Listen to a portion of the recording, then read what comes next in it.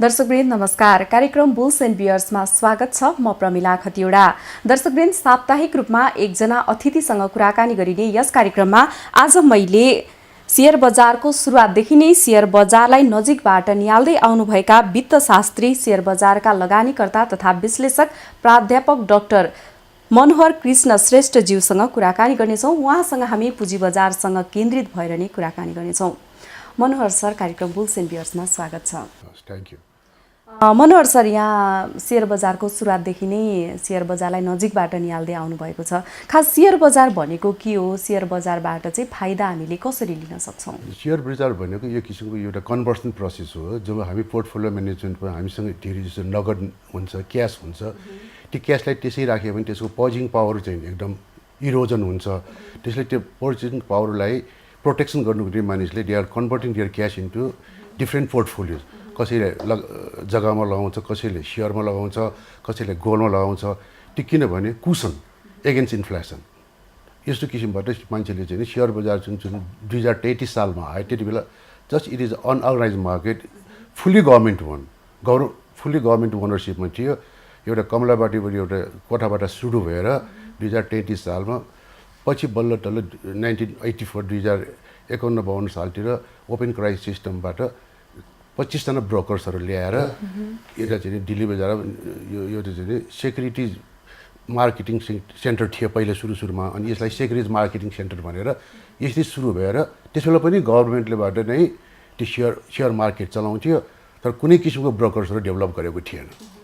त्यो बेलामा मानिसहरू चाहिँ शेयर बजारप्रति चाहिँ कतिको आकर्षित थिए त? मतलब त्यति 2033 सालमा त भर्खर शेयर बजारमा खुलेको थियो नि, त्यो बेलामा कस्तो थियो? मानिसहरू कुनै त्यसमा नलेजै थिएन। अनि त्यो नलेजै नहुँदाखेरि मानिसहरू खालि एउटा कन्सियस इन्भेस्टर छ, त्यो we can count in hands. जति त्यति बेला 15-20 जना 30 जना 50 जना इन्भेस्टर थियो। तर मैले त्यो मोटिभेट जहिले पनि मैले क्लासबाट सुरु गरेँ। त्यो एकदम डिफ्रेन्ट फर्म्सहरू लगेर विद्यार्थीलाई दिने, ल 10-10 किताब किन तिमीहरू यिनीहरू भनेर कुनैमा मैले नै पैसा कन्ट्रिब्युट गरिदिन्थेँ उनीहरूलाई। यसो गरेर उनीहरूलाई चाहिँ मोटिभेट गरेर एउटा टिचिङ र स्टक मार्केटको प्र्याक्टिसमा उनीहरूलाई अवेर गर्नु चाहिँ धेरै हामीले गरियो। त्यति बेला चाहिँ हामीले एउटा share holders association of Nepal भनेर सान भनेर हामीले बनाएको थियो। त्यो सानको चेयरम्यान मै थिएँ। त्यति बेला जम्मै अहिलेको मल्टिमिलियनर्सहरू जुन थियो भन्नुहोस् न, सेयर मार्केटकै जुन योगेन्द्र भट्ट थियो, राजेन्द्र भट्ट थियो, अहिले यो एवानको केदार मानर थियो, दामोदर रेग्मी थियो, रमेश श्रेष्ठ थियो। यी जम्मै हामी एउटा ग्रुप अफ इन्भेस्टर गरेर एउटा सेयर एसोसिएसन अफ नेपाल भनेर हामीले डेभलप गरेर अनि उनीहरूलाई हामीले कन्सियस गरेर सेयर मार्केट अगाडि ल्याएको थियो। जस्तै यहाँले भनिसक्नुभयो, जस्तो नाफा चाहिँ हामी शेयर बजारबाट चाहिँ कसरी प्राप्त गर्छौँ त? त्यो नाफा भनेको कस्तो भने हामीले प्रफिट बुकिङ गर्ने हो। अहिले मैले सेयरमा लगानी गरेँ भने त्यसको कन्सेप्टै मानिसले चाहिँ एउटा नोमेनक्लेचरमा नयाँ stock exchange, frequent transfer of shares from one hand to other hand होइन। त्यस गरेर चाहिँ सेयरमा चाहिँ नि हाई प्राइस भयो भने बेच्ने, लो प्राइस भयो भने किन्ने, त्यसले ब्यालेन्स ल भन्छ। Always you sell the share at the high price and buy at the low price. यो बाइङ सेलिङ फङ्सनको बिचमा बुल्स अनि बियर्सको जुन किसिमको बुल्स भनेको कस्तो भने तिनीहरू जहिले पनि they are always confidence that the share price will rise भनेर उसले जहिले पनि प्रफिट बुकिङ गरेर उसको जहिले पनि अप्टिमिस्टिक बिहेभियर हुन्छ उनीहरूको। ऊ जहिले पनि प्राइस राइज हो भनेर स्पेकुलेट गर्छ उसले। Speculator is not bad. Speculation with intelligence is investment. Speculation without analysis is gambling हो। यतातिर अर्को बियर्स भनेर पैसा खस्ला भनेर डराउने। यो बुल्स र बियर्सको बिचमा एकजनाले प्राइस खसाउने, अर्कोले प्राइस बढाउने, अनि यिनीहरूको बिचमा कम्पिटिसन भएर मार्केटलाई इक्विलिब्रियम गर्छ। यस्तो किसिमबाट bulls and bears are the necessary players in the market in order to stabilize the market भनेर बुल्स एन्ड बियर आउँछ। जस्तो यहाँले भनिसक्नुभयो कि कहिलेकाहीँ प्राइस माथि पनि जान्छ, कहिलेकाहीँ लो तल पनि जान्छ भनेर भनिसक्नुभयो। जस्तो यस्तोमा अलिकति आफूले लगानी गरेको पैसा चाहिँ लसमा जान्छ भन्ने अलिकति रिस्क भन्ने चिज हुन्छ कि हुँदैन त्यसमा? रिस्क भनेको कस्तो भने risk is known, risk is manageable होइन। रिस्क भनेको अनसर्टेन होइन। रिस्क चाहिँ जहिले पनि मान्छेले क्यालकुलेसन गरेर जम्मै किसिमको अलिकति एट्रिब्युट्सहरू लाइक हामी यसलाई आजकल हाम्रो टेक्निकल टर्ममा we call it fundamental analysis. कुनै पनि कम्पनीको सेयर लगानी गर्दा उसको बेसिक इन्फर्मेसन, पास्ट इन्फर्मेसन, त्यो पास्ट इन्फर्मेसनलाई हेरेर what the company is doing in terms of EPS, dividend per share, earning per share, dividend इल भनेको मैले मार्केट प्राइसमा इन्भेस्ट गरेर डिभिडेन्ड कति पाउँछ र त्यो डिभिडेन्ड इल हेरेर जुन किसिमको चाहिँ सेयर मार्केटमा चाहिँ प्राइस अर्निङ रेसियो हेर्ने होइन। त्यस्तो किसिमको हेरेर चाहिँ जब यो फन्डामेन्टल इन्डिकेटर्स हेरेर अनि त्यहाँ कम्पनीको म्यानेजमेन्टको ब्याकग्राउन्ड हेरेर त्यो एट्रिब्युट्सहरू अलिकति लिएर well inform investors have a less failure than uninform investors जो टिप्स एन्ड रिमोरमा जान्छ अर्को रिमोरमा जान्छ त्यसले चाहिँ नि गर्छ। अनि स्टक मार्केटमा चाहिँ एउटा स्ट्राटेजी त्यो स्टक मार्केट भनेर पिक एन्ड बटम हुन्छ त्यो पिक र बटमको बिचमा स्ट्राटेजी फर्मुलेट गर्नुपर्छ। त्यो स्ट्राटेजी फर्मुलेट गर्दा how much to book the profit depends upon your attitudes investor needs and preference. त्यो प्रिफरेन्स गरेर जुन इन्भेस्टरले फ्रिक्वेन्ट हामीले के भन्छ आर्बिट्रेज प्रोसेस भन्छौँ सिमुल्टेनियस बाइङ एन्ड सेलिङ गर्छ त्यो कहिले पनि हराउँछ। जस्तै तपाईँलाई हेर्नुहोस् न बोनस सेयर राइट्सहरू खान्छ बोनस सेयर राइट्सहरू खाएपछि अटोमेटिक सप्लाई अफ सेयर्स बढ्यो सप्लाई बढेपछि त एउटा डिमान्ड एन्ड सप्लाईको फिचरले प्राइस भ्यालु तल आउँछ त्यो तल आएको होइन त्यो एडजस्टेड भ्यालु भएको हो त्यो प्राइस एडजस्ट भएर स्टक स्प्लिट इफेक्ट भन्छौँ हाम्रो टेक्निकल टर्ममा।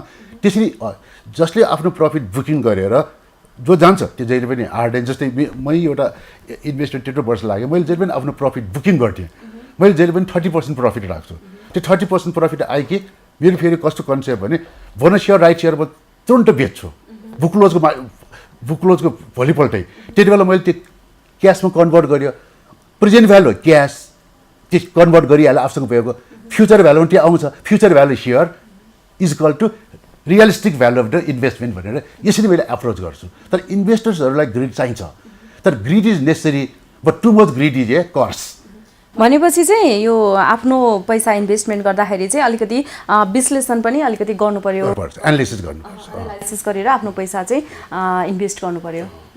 त्यो एनालिसिस गरेर तिनवटा इन्फर्मेसन हुन्छ एउटा विक फर्म अफ इफिसियन्सी भन्छ विक फर्म अफ इफिसियन्सी भनेको कस्तो भने पास्ट इन्फर्मेसनको आधारमा हिस्ट्रिकल इन्फर्मेसनको आधारमा कसैले जस्तै ट्र्याक रेकर्ड अफ अर्निङ हेरेर त्यो चाहिँ अलरेडी इभेन्ट भइसकेको फिनान्सियल स्टेटमेन्टहरू त्यो इन्फर्मेसन त्यसलाई चाहिँ नि विक फर्म अफ इफिसियन्सी भन्छ त्यसलाई फन्डामेन्टल एनालिसिस भन्छ। अनि अर्को सेकेन्ड चाहिँ नि सेमी स्ट्रङ इफिसियन्सी भनेको past information plus current market इन्फर्मेसनको त्यसलाई हामी चाहिँ मार्केट बिहेभियर ट्रेन्डहरू त्यसमा चाहिँ हामी सेन्टिमेन्ट हेर्छौँ इन्भेस्टर साइकोलोजी त्यो इन्भेस्टर्सको एटिट्युड सेन्टिमेन्ट हेरेर मार्केट इन्फर्मेसन्स र पास्ट इन्फर्मेसनलाई दुवैलाई एनालाइसिस गऱ्यो भने त्यसलाई सेमी स्ट्रङ अफ इफिसियन्सी भन्छौँ। अब आयो स्ट्रङ इफिसियन्सी भनेको जस्तो भने past information current market plus inside information भनेको चिज त्यो मार्केटमा आउनुभन्दा अगाडि नै कसैले त्यसमा ट्रेडिङ गर्छ भने त्यसलाई इनसाइड इन्फर्मेसन भन्छ। अब यो इनसाइड इन्फर्मेसनलाई हरेक कन्ट्रीमा कन्ट्रोल गर्नुपर्छ भन्छ तर it is unavoidable it can be minimise but it can not be eliminated. अहिले पनि इनसाइड इन्फर्मेसन भनेको कस्तो भने कम्पनीमा एउटा न्यू इन्फर्मेसन आयो यो इनसाइड इन्फर्मेसनमा प्लेयरहरूको भने त्यहाँ कम्पनीको इन्टरनल म्यानेजमेन्टका स्टेक होल्डर्सहरू हुन्छ like auditor like employees like staffs होइन। अब त्यो इनसाइड इन्फर्मेसन कम्पनी सेक्रेटरी त्यो कम्पनी सेक्रेटरीहरूसँग अनि हामीले त्यहाँ चाहिँ बराबर कम्पनीसँग गयो भने त्यो इन्फर्मेसन त्यसबाट लिआयो भने हुन त अब इनसाइड इन्फर्मेसन कन्ट्रोललाई आजकल नेप्सेको वेबसाइटमा बोर्ड अफ डाइरेक्टर्सले डिसिसन लिन साथै आज डिसिसन लियो भने उसको डिसिसन लिएको 1 घन्टामा वेबसाइटमा पठाउनुपर्छ भन्छ उनीहरूले किन अरूले त्यो प्ले गर्न नपाओस्। इफिसियन्ट मार्केटमा हाइली डेभलप क्यापिटल मार्केटमा त्यो अलरेडी मार्केट प्राइसमा रिफ्लेक्ट गरेको हुन्छ तर हामी कहाँ रिफ्लेक्ट किन हुँदैन भने हामी चाहिँ नि फन्डामेन्टली पनि विक छ किन सबै टाइमली एजिएम पनि हुँदैन त्यसैले फन्डामेन्टल इन्फर्मेसन पनि ब्यालेन्स सिट टाइमली आउँदैन। अर्को मार्केट इफिसियन्सी पनि हामीले चाहिँ टिप्स एन्ड रिमर धेरै हल्ला गराउँछ त्यहाँ धेरै मान्छेले त्यहाँ भेस्टेड इन्ट्रेस्ट ग्रुपले त्यहाँ हल्ला मचाउँछ टिप्स एन्ड रिमर अनि इन्भेस्टर्सहरूले कुनैले बेच्नु छ भने उसले त्यहाँ artificial demand artificial supply create गरेर त्यो मार्केटमा कि त खेल्छ। अब त्यो खेलेपछि त त्यो खेलेको थाहा पाएपछि त्यसमा पो हामीले पौडी खेल्ने हो। अब उनीहरूलाई कम्प्लेन गर्छ त्यो मार्केटमा खेल्छ मान्छेले people say they are genuine investor तर उसँग स्पेकुलेटिभ टेन्डेन्सी हुन्छ कि केही पैसा कमाउँ भने उसको हुन्छ I say that I have A genuine investor in theory but in practice I have A speculative tendency speculation भनेको चिज हटाउन सक्दैन। जस्तो यहाँको भनाइअनुसार चाहिँ सेयर बजारमा रिस्क पनि छ समस्या पनि छ यहाँको यति लामो अनुभव अनुसार चाहिँ जस्तो अब पनि कोही इन्भेस्टरहरूले मनी इन्भेस्ट गर्न चाहन्छ कतै आइपिओ एफपिओ किन्न चाहन्छ भने होइन जस्तो सेयर बजारमा लगानी गरेको राम्रो कि ब्याङ्कमा डिपोजिट गरेको राम्रो? निड्स एन्ड प्रिफरेन्समा डेभलप हुन्छ इन्भेस्टर्सको निड्स एन्ड प्रिफरेन्समा। अब भर्खर इन्भेस्टरमा चाहिँ कहिले पनि लेट हुँदैन there is nothing like anybody you can enter. अब तपाईँको त्यो इन्भेस्टर्सको एजमा डिपेन्ड हुन्छ जति हामी यङ छ उसको रिस्क टेकिङ एबिलिटी हुन्छ त्यो रिस्क लिन सक्छ उसले किनभने उसले रिस्क लिने भनेकै उसँग चाहिँ त्यति बेला भर्खर ग्रोथ भएकोमा उसको एउटा attitude towards risk is very positive हुन्छ। रिस्कै लिएन भने त कसरी उसले कमाउने? त्यसैले लिँदैन। तर त्यसलाई सुरु गर्दा उसले ब्लु चिप्सहरू मात्रै जानुपर्छ, किन भर्खर उसले लगानी गरेको पैसा भर्खर कमाएको हुनाले ब्लु चिप्समा मात्रै जानुपर्छ। तर यहाँ इन्भेस्टर्स के छ भने एकैचोटि धनी हुनु खोज्छ के, पिक मनी किक मनी। त्यस्तो गऱ्यो भने त्यस्तो इन्भेस्टर के मालामालै हुन्छ कि कालै आउँछ? त्यो म इन्भेस्टर के भन्छ भने त्यो small size of share 10 share भनेर हेप्नुहुन्न। 10 सेयरको चिज मल्टिप्लाई इफेक्ट छ। किनभने इमेजिन हामीसँग 25 सेयर थियो स्ट्यान्डर्ड चार्टरको, अहिले मसँग 3000 किता छ। त्यो सिर्फ I have got 25 shares in 2042। त्यसै गरेको नोबेल ब्याङ्कको 31 किता थियो, त्यसको चाहिँ 4000 सेयर छ अहिले मसँग, होइन? भनेपछि पिनी इज इक्वल टु मेनी के, that is the accumulation effects of investment is very high. त्यसै इन्भेस्टमेन्ट धैर्य हुनुपर्छ कि where I stand, where I want to go, what you want to achieve. देखि त्यो आफ्नो एउटा प्रे प्लान गरेर बिस्तारै ग्रोथ गयो भने त्यो जहिले पनि प्रोटेक्ट हुन्छ। तर उसले पिक मनी किक मनी गयो भने त्यसले कि एकैचोटि वाटै गर्छ। अनि त्यो गर्नुको निम्ति के गर्नुपर्छ? इन्भेस्टरले एउटैमा कन्सन्ट्रेसन गर्नु हुँदैन, डाइभर्सिफिकेसन अफ पोर्टफोलियो गर्छ। अप्टिमल पोर्टफोलियो भनेको कमसेकम 15-20 वटा अथवा सुरुमा 5-10 वटा गऱ्यो भने त्यो रिस्क त स्प्रेड हुन्छ। एउटामा लस भने अर्कोमा गेन भएपछि अटोमेटिकली उसको रिस्क त के हुन्छ? उसले मिनिमाइज गर्न सक्छ, होइन? ब्यालेन्सिङ हुन्छ त्यसमा। इक्विलिब्रियम भनेको त्यही हो। तर जब यो इन्भेस्टरले एउटैमा राख्छ, कसैले बिओकेमा राख्छ, कसैले जनता ब्याङ्कमा राख्छ, त्यसो गऱ्यो भने त्यो इन्भेस्टर के मालामालै हुन्छ कि कालै आउँछ। भनेपछि अलिकति इन्भेस्टरले चाहिँ लङ टर्म इन्भेस्ट पनि गर्ने। अब इन्भेस्टमेन्टको इन्भेस्टमेन्ट टाइमिङ हाम्रो डाइमेन्सन्समा 3टा डाइमेन्सन छ। एउटा सर्ट टर्म डाइमेन्सन, त्यो चाहिँ नि प्रकरी सर्ट पोजिसन लिने, अनि केही हप्ता राख्ने, त्यो हप्ता राखेर त्यसको मार्जिनमा खेल्ने, होइन? जस्तै हामीले त्यसको मार्जिनमा खेल्नेमा त्यसको वर्स्ट कम्पनी इज बेस्ट के। त्यसमा जस्तै अहिले नेसनल हाइड्रो 80 रुपियाँ आयो, त्यो 80 रुपियाँ आएको सेयरलाई भोलि 120 आयो भने 40 रुपियाँ 30 रुपियाँ आयो भने अनि त्यो तुरुन्तै बेच्ने। जस्तै I did in Janata bank. I am also speculator, होइन? तर के विथ क्यालकुलेटिभ स्ट्राटेजी। जस्तै जनता ब्याङ्क मैले 150 मा किने अस्ति, होइन? कतिपय किने, धेरै किनेन मैले। अरूले जस्तो 10,000 मैले 1000 मात्रै किने। अनि 1000 मा 3-4 दिनपछि 5 दिनपछि एक हप्तामा के भयो? 197 पुग्यो। अब 1097 पुगेपछि त मलाई त प्रफिट भइसक्यो, होइन? अनि मैले तुरन्त फालेँ। अब त्यो 20 जान्छ 20 भन्यो भने त्यो मेरो ग्रिड भयो। तर ग्रिड इन म्यानेजेबल साइज। तर यदि मैले त्यो 200-300 जान्छ भने त मलाई ग्रिडले खान्छ। त्यो ग्रिडलाई कन्ट्रोल गरेर जसले गर्छ त्यसलाई ऱ्यासनल इन्भेस्टर भन्छ। त्यसै गरिकन मैले प्रभु ब्याङ्कको 185 मा किने, अनि 240 तिर 230 तिर मैले फालिहालेँ।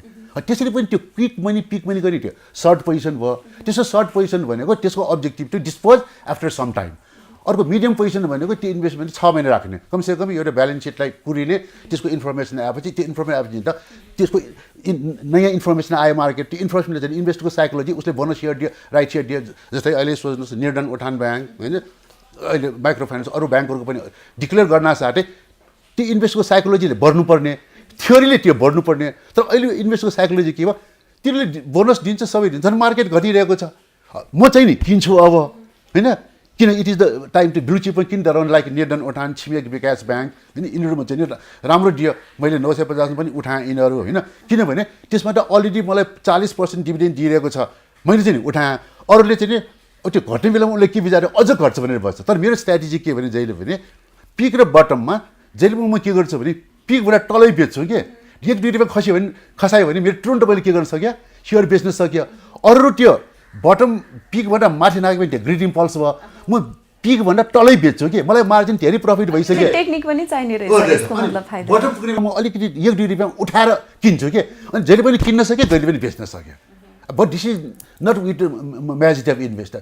त्यो इन्भेस्टरले दिन खालि 1 रुपियाँ 2 रुपियाँको कचकच गरेर, त्यो पनि धेरै सेयर किने 500 रुपियाँ 1-2 रुपियाँमा कचकच गरेर के गर्छ उनीहरूले? सेयर किन्दैन। Only looking no booking the profit के। त चाहिँ म के गर्छु? जहिले पनि मेरो स्ट्राटेजी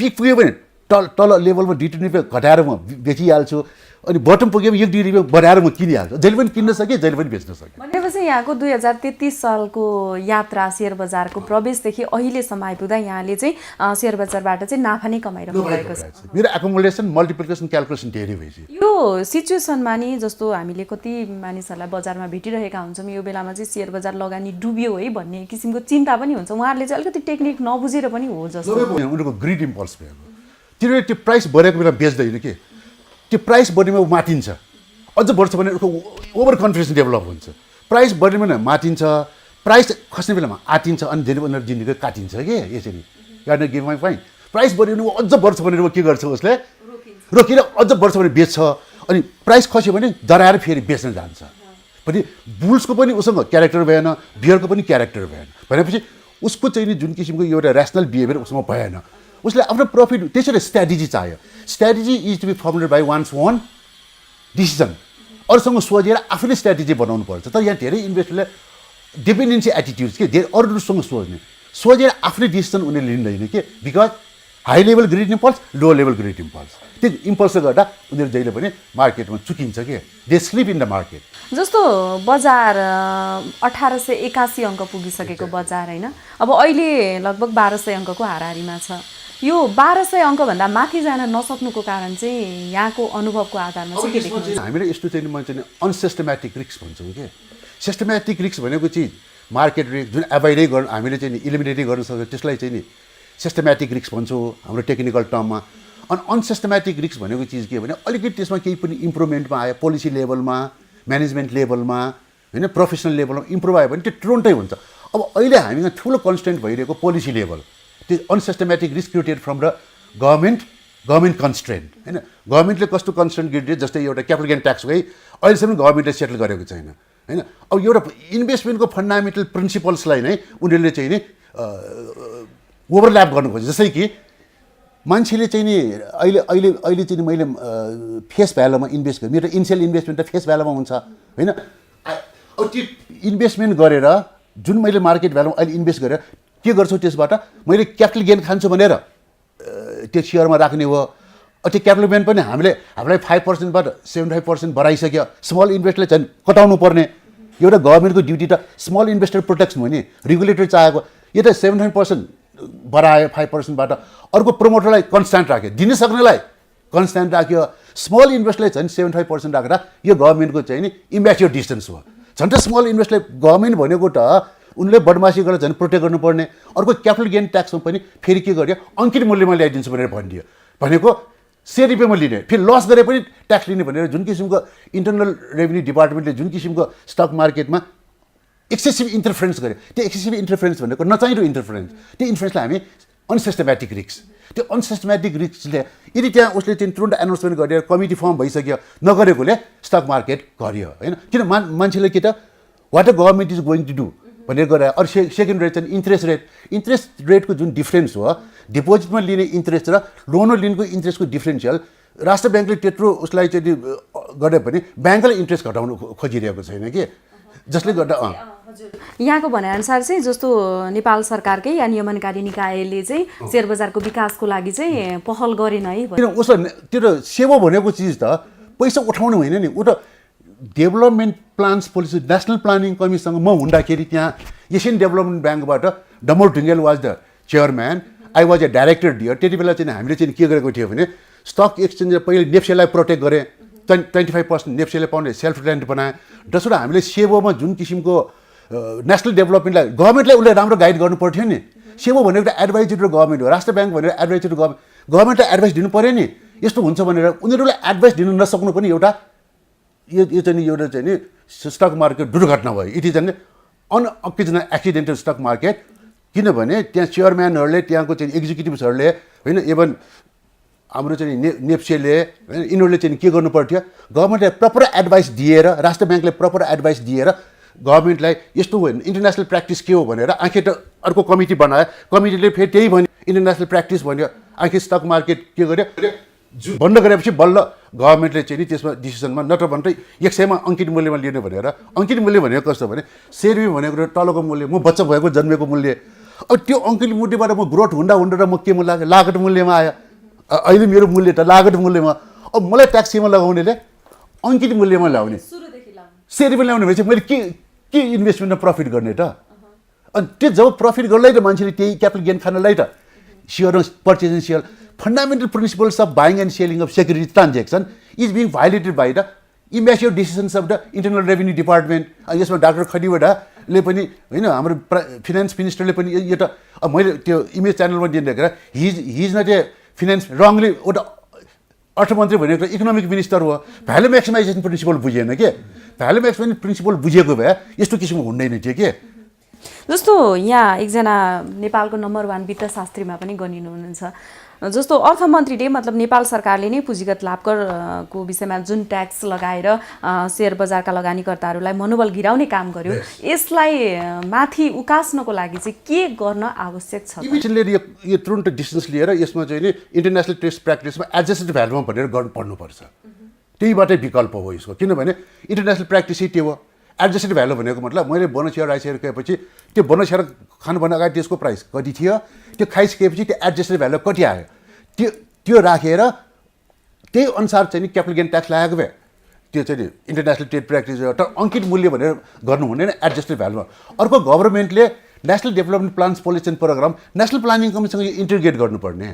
अहिले पनि तपाईँ हेर्नुहोस् न, इन्भेस्टर्सहरूको राइट कहीँ इन्भेस्टरको रिप्रेजेन्टेसन कहीँ छ, प्रतिनिधि छ?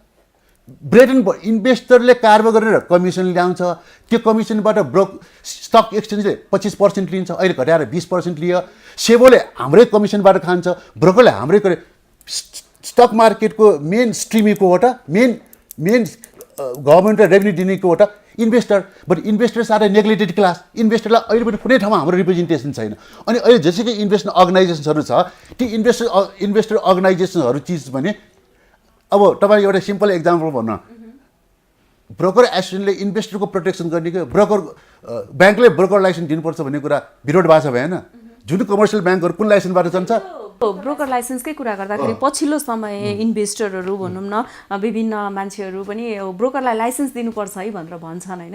ब्रोकर लाइसेन्स लिएर काम गरेपछि ब्याङ्कले ब्याङ्किङ ट्रान्जेक्सनबाट रुल्स एन्ड रेगुलेसन्सबाट चलिसकेपछि ब्याङ्करको अलरेडी म्युचुअल फन्ड छ नि, उसको सब्सिडी कम्पनी छ नि, त्यो सब्सिडी कम्पनीबाट गर्न मिलिहाल्छ नि। तर ब्रोकरको रोटी छिन्न त हुँदैन नि।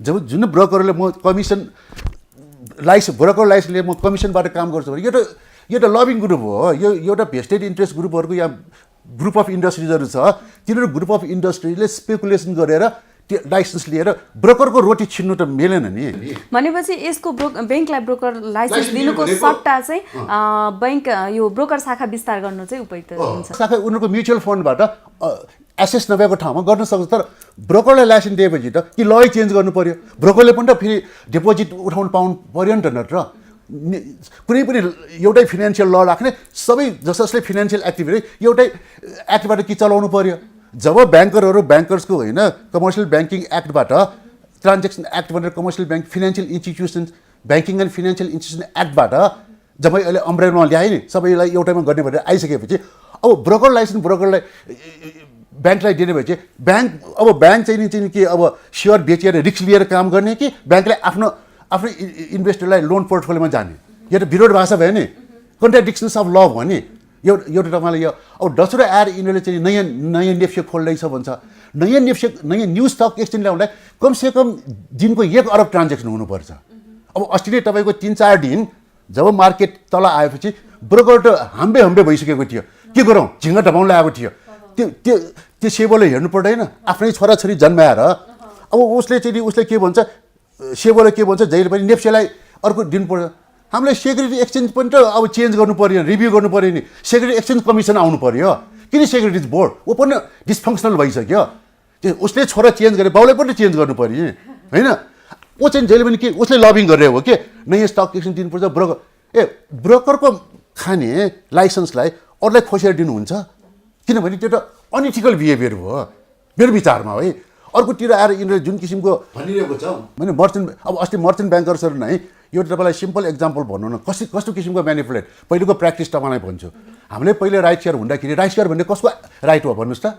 एक्सचेन्ज सेयरर्सको राइट हो कि त्यो बाहिरको राइट हो? राइट सेयर भनेको त्यो राइट कसलाई दिनुपर्ने? पहिला आइपिओमा इन्भेस्ट गरेको सेयरलाई राइट सेयरमा पर्छ, त्यसलाई प्रेम्टिभ राइट्स भन्छ, the rights of the outstanding share holders. तर अहिले के विकृति आयो, पहिला हामीलाई के भन्थ्यो, उनीहरूले इस्टिमेट गर्थ्यो यति चाहिँ सेयर अन्डर सब्सक्रिप्सन हुन्छ भनेर भन्थ्यो, अनि हामीलाई त्यहाँ फर्ममै लेखेको हुन्थ्यो कि तपाईँलाई 80% चाहिँ बढी राख्नु पाउँछ अथवा जति राखे पनि हुन्छ, अनि डामासाई गरेर बान्थ्यो। त्यो भनेको अब बाहिरको डाइल्युसन्स र ओनरसिप हो। अहिले राइट अक्सन गऱ्यो नि, it is the illegal earning हो, अनइथिकल अर्निङ हो, कामै नगरिकन पैसा खाने। अब यो पिओबाट बेसकर प्रिमियम आइपिओमा प्रिमियम राख्ने भनेको के हो, झन् रेगुलेटरले यस्तो यिनीहरूले बदमासी गर्ला भनेर उसले के गर्नुपर्ने थियो, त्यसलाई के गर्नु पर्थ्यो, मोनिटरिङ एन्ड इभ्यालुएसन गर्नु पर्थ्यो, कन्ट्रोल। किनभने इन्भेस्टर्सको भाइस हो नि, इन्भेस्टर्सको प्रोटेक्सनलाई बसेको हो नि। अब नगरिकन मन परि अब ग्रेड 5 कम्पनीजहरूलाई जब ग्रेडिङबाट त्यो कम्पनी वर्स्ट कम्पनी भनेकोलाई पनि एप्रुभल दिने, अनि एफपिओको पनि बेसकरी प्राइस राखेर एप्रुभल दिने, एक्सेसिभ प्रिमियम राखेर दिने, यो चाहिँ all these are unethical behaviour of the regulators. भनेपछि सेबोनको पनि भूमिका यसमा चाहिँ कमजोर देखियो। सेबोनले इन्भेस्टरको प्रोटेक्सन एक्टै ल्याएको छैन अहिलेसम्म। इन्भेस्टमेन्ट प्रोटेक्सन एक्ट गर्नु पर्ने, इन्भेस्टर हामीले कुनै ठाउँमा मुद्दा गर्नु परेन, हामीले एक्ट खोइ इन्भेस्टमेन्ट प्रोटेक्सन एक्ट छैन। अरू कन्ट्रीमा जहाँ इन्टरनेसनली टेस्टेड प्र्याक्टिस भन्छु उहाँहरू, तर उतातिर इन्भेस्टमेन्ट प्रोटेक्सन एक्ट भन्ने छ। होइन, investors are the kings of the market, they are bread and butter of the market, but they are neglecting the investors right. के उसले नेपालीको सुप्रेस गरिरहेको छ, के हाम्रो रिप्रेजेन्टेसन कहीँ पनि छैन। होइन, हाम्रो रिप्रेजेन्टेसन कहीँ पनि छ, बरु चार्टर एकाउन्टेन्ट बसेको, च्याम्बरको मान्छे बसेको, उनीहरू स्टेक होल्डर भयो। इन्भेस्टर्सको रोस्टर ट्यालेन्ट बनाएर यहाँ नेपालको चाहिँ नि म जस्तो लेखेको मान्छेहरू को छ प्रोफेसनल, हामीले पैसा चाहिँदैन, हामीले देशको निम्ति केही गर्ने मान्छेलाई, हाम्रो पार्टी लाइन त छैन। तर हामी जस्तो मानिसलाई स्वागत गरेर ल चाहिन्छ भनेर उनीहरूले हामीलाई रेस्पेक्ट गरे पो, रेस्पेक्ट गरेर हामीलाई सस्पेक्ट गरेपछि नो प्रस्पेक्ट। मनोहरजी, हामी यहाँसँग कार्यक्रम बुल्स एन्ड बियर्समा पुनः कार्यक्रम जोड्नेछौँ। एकैछिन विश्रामको पालो भएको छ। दर्शकवृन्द, हामीले अहिलेसम्म पछिल्लो सेयर बजारको अवस्थाको बारेमा आजको हाम्रो कार्यक्रमको अतिथि नेपाली पुँजी बजारका वित्तशास्त्री, लगानीकर्ता तथा विश्लेषक प्राध्यापक डाक्टर मनोहर कृष्ण श्रेष्ठज्यूसँग कुराकानी गरिरहेका छौँ। कार्यक्रम बुल्स एन्ड बियर्समा उहाँसँगको कुराकानीलाई पुनः निरन्तरता दिनेछौँ ब्रेकपछि।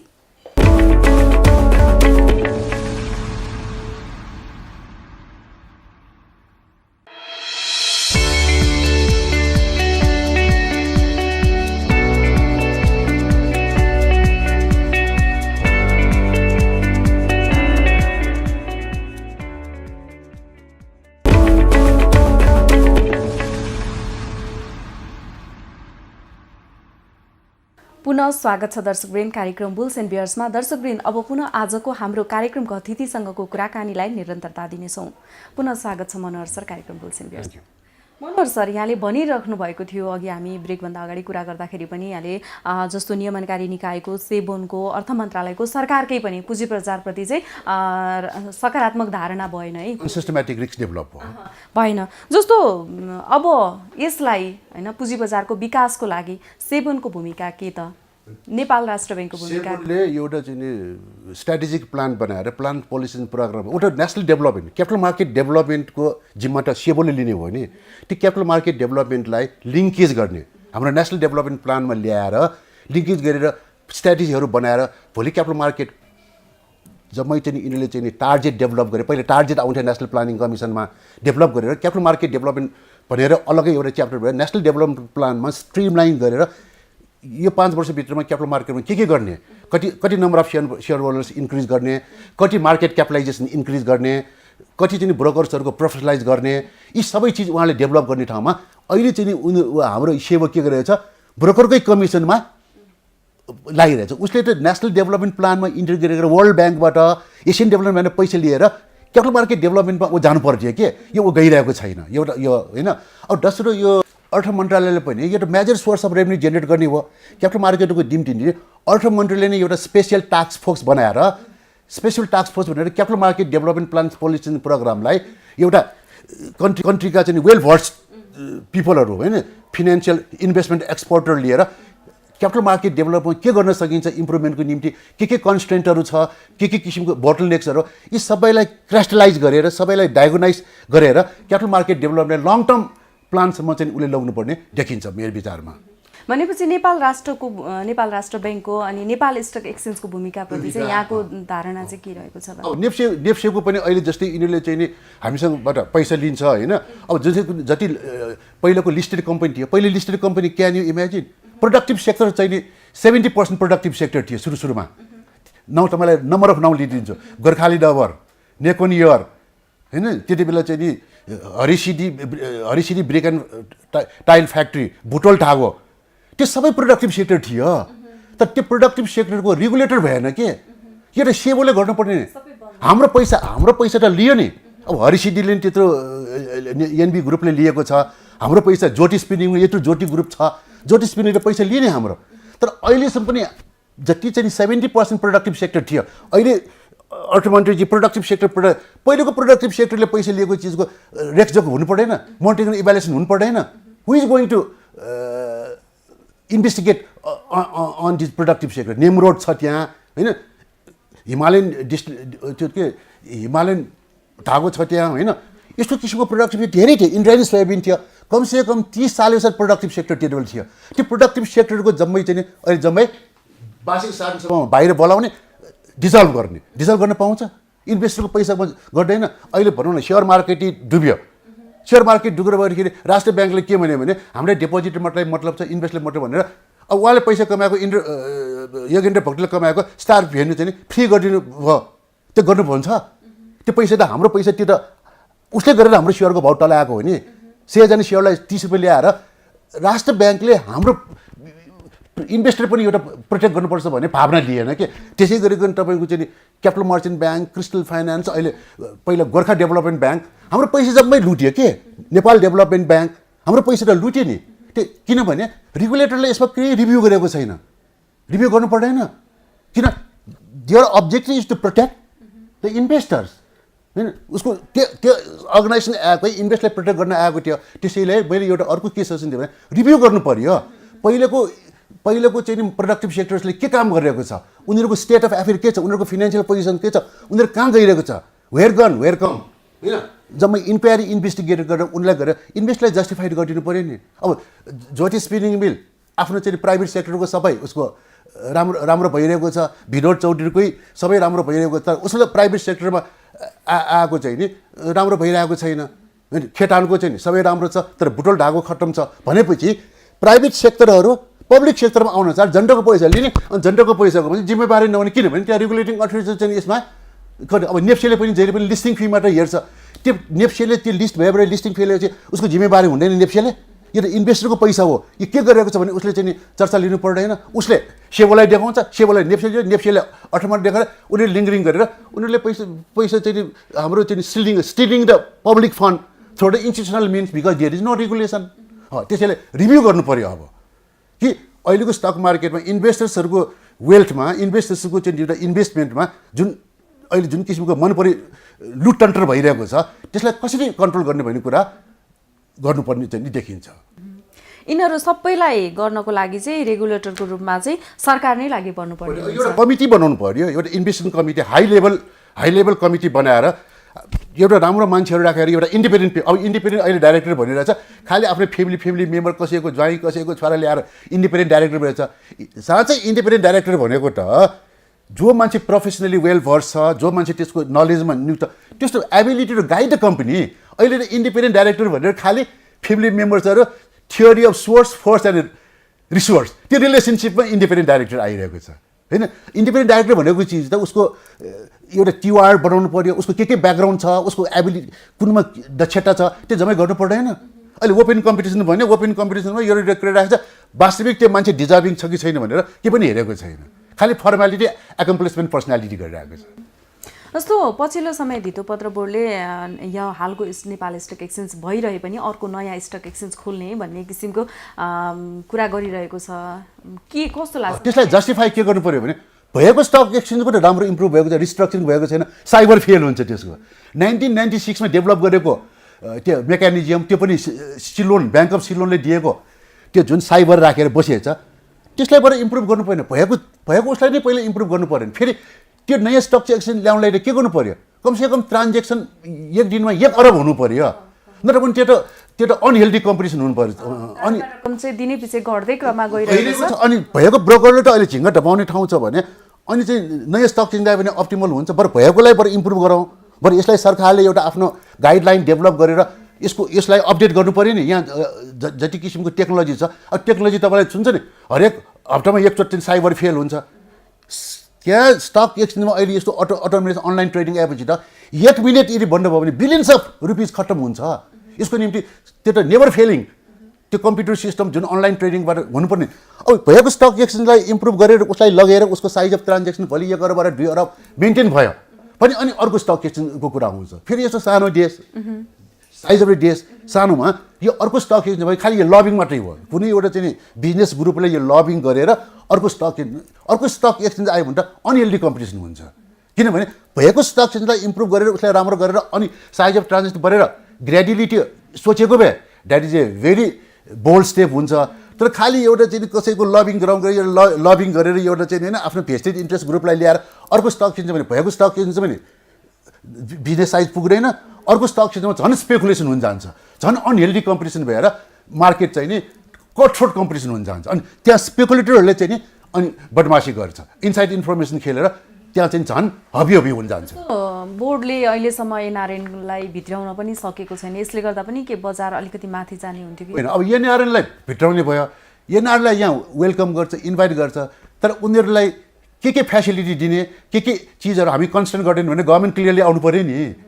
एनआरएन यहाँ आउनलाई त एनआरएनलाई पनि हुन त अहिले एनआरएन 1-2 जना आइरहेकोले अहिले मेड हस्पिटल बनाइरहेको छ, ठिक छ होइन, उनले जुन किसिमको अहिले चाहिँ गरेर अहिले माछा पुछेर ब्याङ्क लगानी गरे, तर एनआरएनलाई पनि पहिला बोलाउँछ, तर उनीहरूलाई इन्भेलिङ कन्डिसन, सपोर्टिङ कन्डिसन के फेसिलिटी दिने त्यो कुरा त गाइडलाइनले डेभलप गर्नु पऱ्यो नि। अनि यहाँ ल्याउने अहिले यहाँ जम्मै जोइन्ट भेन्चर ब्याङ्क किन बाहिर गयो? यहाँ जोइन्ट भेन्चर ब्याङ्कहरू किन नटिकेको? किन नटिकेको भन्दा गभर्मेन्टले पहिला बोलाउँछ, पछि गभर्मेन्टले उनीहरूको प्रायोरिटी सेक्टरमै नपरेको चिजहरूलाई यो गर वो गर भनेपछि त्यो कमर्सियल अर्गनाइजेसनलाई त्यसो गर्नुहुन्छ। त्यसैले यहाँ एनआरएन बोल्नलाई पहिला गभर्मेन्टले राम्रो गाइडलाइन क्लियर कट उनीहरूलाई पाउने फेसिलिटी यिनीहरू जबै पहिला के गर्नुपर्छ, उनीहरूलाई एट्र्याक्टिभ गर्नु पऱ्यो नि। त्यो एट्र्याक्टिभ गर्नलाई त फेसिलिटी जस्तै ट्याक्स एक्जम्सन हुने कुरामा उसले पैसा लगाउन पाउने कुरा गर्नु पऱ्यो। किन उनीहरू त ग्लोबल पर्सनालिटी भयो, sitting in Japan, sleeping in America, coming in Nepal भइसक्यो, ग्लोबलाइजेसन भइसक्यो होइन। तर उनीहरूलाई इन्भेलिङ कन्डिसन के त त्यो पहिला एनआरएन गर्ने भने यो गरे, तर अहिलेसम्म एक्सर्साइज भएको छ। एनआरएनलाई के फेसिलिटी दिने, के स्ट्राटेजी गर्ने भने कुनै एनआरएनलाई दिएको छ? अनि एनआर त्यसै आउँछ त उसलाई जबसम्म आफूलाई चाहिँ कन्फिडेन्स हुँदैन कि मेरो पैसा रियल सेक्टरका कम्पनीहरूलाई पनि भयो भने न एनआरएन रियल सेक्टरलाई ल्याउनु पर्नलाई पनि उनलाई कन्ट्रोलिङ मेकानिजम भोलि अब शिवम सिमेन्टै हेर्नुहोस् न, शिवम सिमेन्टको अहिले चाहिँ 100 जाने सेयरको उसले लोकललाई 300 राख्यो, हामीलाई त्यत्रो पैसा राख्नुहुन्छ? कुनै कन्ट्रीमा चाहिँ उतातिर कस्तो गर्छ भने एउटा इस्युइङ कम्पनीको सेयर होइन, एउटा चाहिँ मर्चेन्ट ब्याङ्करले किन्छ अनि मर्चेन्ट ब्याङ्कर मिलेर छ, तर उसले अफर प्राइस दिन्छ, तर $1 उसले 1.05 सेन्ट राख्छ। $1 किन साइज अफ ट्रान्जेक्सन धेरै भएपछि त लोवर मार्जिन आए पनि सेन्ट आए पनि बिलियन्स अफ डलर आउँछ। अब यहाँ एकैचोटि पोइन्टमा राख्नुपर्ने सट्टा मल्टिपलमा राखिदियो। ल मल्टिपल चाहिँ इन्भेस्टर एक्सप्लोइटेसन भएन। 100 जाने सेयरलाई 300, 100 जाने 400 राखेर अब अस्ति मलाई स्ट्यान्डर्ड चार्टरमा जाँदाखेरि त तिम्रो गभर्मेन्ट पनि हामीलाई सबै इजी छ भन्छ। किन उसले त कतिमा गयो 1290 मा के गर्यो, सेयर एफपिओ निकाल्यो, जबै पैसा चाहिँ हामीसँगै लियो, एक हातबाट लियो अर्को दियो। त्यो केबाट क्यापिटलाइजेसन अफ अर्निङ भयो, क्यापिटलाइजेसन अफ प्रिमियम भयो। त्यो कुन क्यापिटलाइज भयो? प्रिमियम क्यापिटलाइज भयो कि अर्निङ क्यापिटलाइज भयो?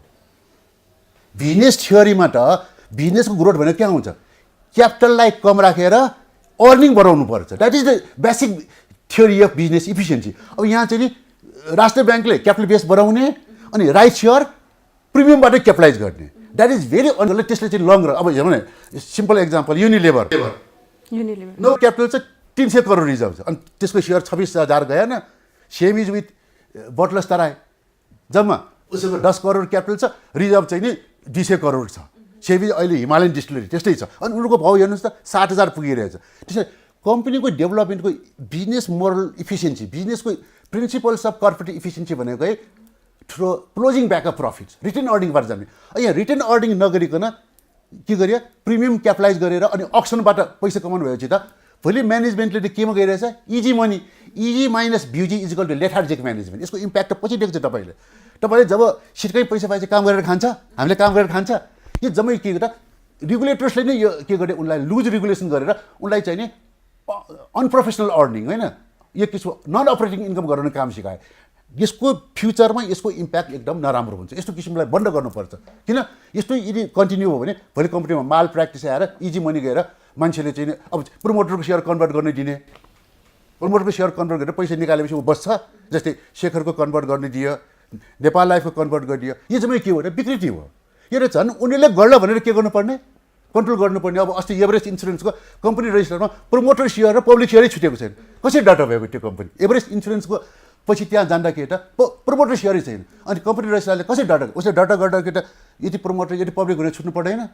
भनेको यहाँको रेगुलेट अब अस्ति बिमा समितिले त्यत्रो फेरि लाइसेन्स दिइदियो होइन किन त्यो कमिसनको चक्रमा तर अहिले बिमा समितिमा अनकटफोर्ड कम्पनी पहिलेको फटेबहादुर केसी चाहिँ नि मेरो स्टुडेन्ट थियो त्यो उसले चाहिँ मर्ज गर्नुपर्छ सुजे लाइफलाई मर्ज गर्नुपर्छ गुराँस लाइफलाई मर्ज गर्दा उसले झन् अहिले के गरिदियो नयाँ लाइसेन्स दियो अब इन्सुरेन्समा कटफोर्ड कम्पिटिसन आउनु लाग्यो सर चाहिँ त्यो बिमा समितिमा पनि मर्ज गरेर कम्पनीहरूलाई चाहिँ ग्रोथ गर्नुपर्नेमा उसले चाहिँ नयाँ लाइसेन्स प्रक्रियालाई धेरै दियो नन अप्टिमल कम्पिटिसन जुन किसिमको चाहिँ वेस्टफुल कम्पिटिसन भयो होइन अप्टिमल साइजमा गरेर बरु उसको ब्रान्च स्प्रेड गरेर लग्नुपर्ने जस्तै इन्डिया जस्तो कन्ट्रीमा डिबार छैन एलआइसी एउटा छ अर्को छैन त्यत्रो कन्ट्रीमा त छैन तर उसको ब्रान्च नेटवर्क बढाएर जानुपर्छ जस्तै अहिले ब्याङ्कहरूले ब्रान्चहरू बढाएर आएछ नि होइन अब पहिला गभर्मेन्टले आँखा चिम्लेर लाइसेन्स दिने अनि पछि मर्ज गर्ने भनेपछि अहिले चाहिँ माइक्रो फाइनेन्समा हुँदैछ मनपरी लाइसेन्स दियो अब आएर के भन्दैछ पहिले बच्चा जन्माउने अनि पछि मर्ज गर भन्ने होइन that is what is call यसको मतलब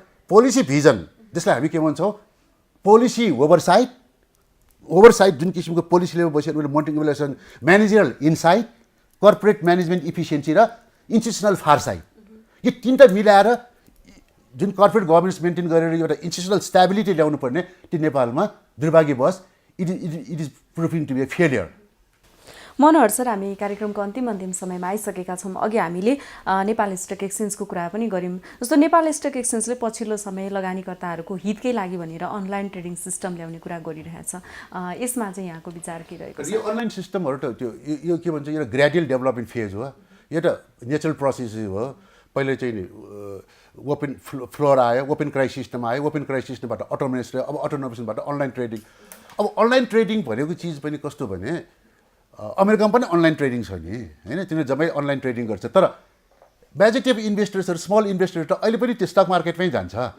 किनभने यो त फुर्सद नभएकोहरूलाई जसले चाहिँ गर्नु पऱ्यो ब्लक गर्नलाई अनलाइन ट्रेडिङ हामीले पनि online trading is a welcome step तर मेजोरिटी अफ स्मल इन्भेस्टरलाई अनलाइन ट्रेडिङ गरेर उनीहरू घरमा जस्तै मलाई नि घरमा म बस्नुको सट्टा म बाहिर गएर बिजी हुन चाहन्छु नि कयौँ हाउसवाइफहरू छ होइन यो अनलाइन ट्रेडिङ राम्रो छ यिनीहरूले पनि गर्छ तर धेरै छ स्मल इन्भेस्टरलाई यसको इम्प्याक्ट अहिले पनि उनीहरूले यसलाई ट्यान्जिबली लिने किन उनीहरू ब्रोकर अफिसमै गएर उनीहरूले काम गर्न खोज्छ सबै लगानीकर्ताहरूलाई चाहिँ यसले समेट्न सकेन किन उनीहरूको चाहिँ नि उनीहरू त बाहिर गएर बिजी भएर गर्नुपर्ने अनलाइन आएको स्वागतीय छ यो होइन अहिले मक ट्रेडिङ भनेर पनि उनीहरूले गयो अब यो मक ट्रेडिङ गर्नलाई चाहिँ त्यही भनेको नि नेप्सेले पहिला चाहिँ के गर्नु पर्यो आफ्नो त्यो इम्प्रुभमेन्ट गर्नु पर्यो नि टेक्नोलोजी इम्प्रुभ नगरिकन त्यसलाई चाहिँ नि केही किसिमको त्यत्रो पैसा उसले 20% हामी कमिसन दिएर टन्न रिजर्भ राखेको छ उसले त्यो रिजर्भबाट इन्भेस्टमेन्ट चाहिँ मिसिनमा त्यो गभर्मेन्टको प्रोसिडरलाई उसलाई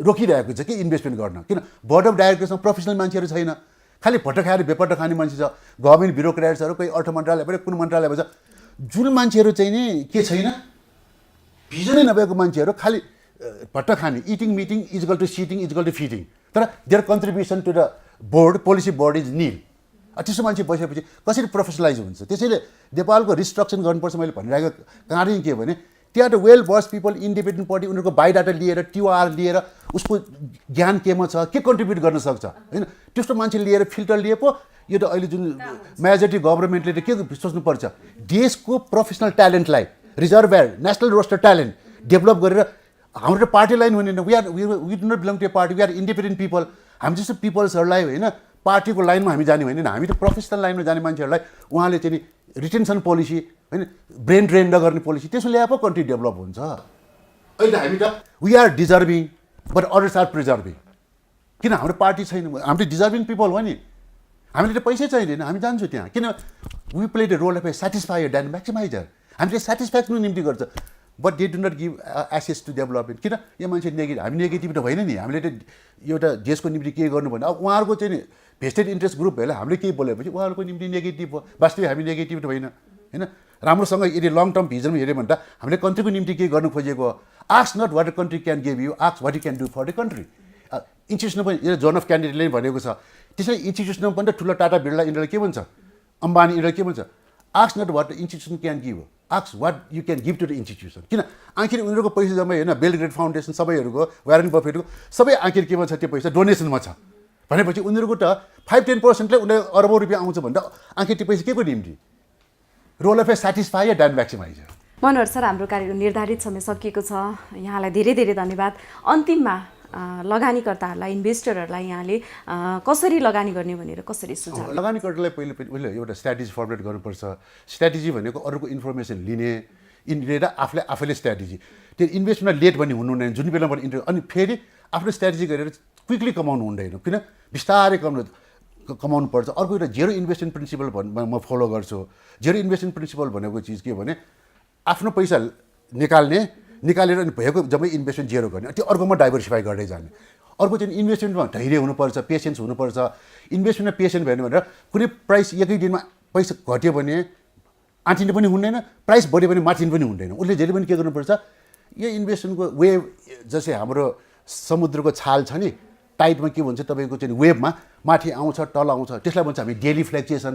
यो डेली फ्लक्चुएसन्सहरू एकुमुलेट हुँदा चाहिँ यिनीहरू ट्रेन्ड बन्छ, ट्रेन्ड भनेर यिनीहरू चाहिँ पछि गएर प्राइमेरी ट्रेन्ड भनेर यो लङ टर्म साइकल बन्छ, त्यो साइकलबाट अनि प्राइसमा इन्डेक्समा चेन्ज हुन्छ। त्यसरी इन्भेस्टले के गर्छ, धैर्य राखेर त्यो साइकलबाट जहिले पनि आफू बचेर जहिले पनि इन्भेस्टमेन्ट गर्दाखेरि मैले सेयर राख्ने होइन, इन्भेस्टमेन्ट गर्दा मैले कन्भर्सन प्रोसेस गर्नुपर्छ। Life cycle is the conversion cycle from one portfolio of assets to other portfolio assets, sometimes from लाल पूर्जा टु सेयर पूर्जा टु नगर पूर्जा टु सेयर पूर्जा। यसरी कन्भर्सन साइकल जो इन्भेस्टरले चाहिँ गर्छ त्यो इन्भेस्टर लङ रनमा सब्सिक्वेन्ट बाइङ एन्ड सेलिङ। अनि इन्भेस्टमेन्ट एउटा अर्को थ्योरी चाहिँ अरूको ठाल हेर्नु हुँदैन, अरूले कति कमायो भने तपाईँले कति कमायो भने मैले हेर्नु, त्यो गर्न चाहिँ मेरो ब्रेन त तपाईँको हेर्दै मलाई पठाएको त होइन नि, आफूलाई हेर्दै पठाएको हो नि। त्यो उनीहरूको अरूको सुन्ने त अरूको पोर्टफोलियो हिँड्नु हुँदैन कि। दिस इज इन्भेस्टमेन्टको एउटा धर्म के हो कि, इथिक्स के हो भने don't look to others portfolio, otherwise your brain will be unnecessary going to a taxing for the unnecessary thinking के। त्यो एउटा अर्को इन्भेस्टरहरूले लोनै लियो भने पनि इन्भेस्टरले के गर्नुपर्छ, लोनको इन्ट्रेस्ट तिर्नुपर्छ। इन्ट्रेस्ट तिर्नलाई मसँग पैसा छ कि छैन, मार्केट त बढ्छ, त्यति बेला बढ्ने बेलामा इन्भेस्टरले त्यति बेला चाहिँ मेरो इन्ट्रेस्ट तिरे कस्ट प्लस इन्ट्रेस्ट कति छ, यति मलाई त्यति बेला 5% आए पनि 10% थोरै फाल्नुपर्छ। त्यसो गऱ्यो भने त्यो लोनबाट पनि बच्यो।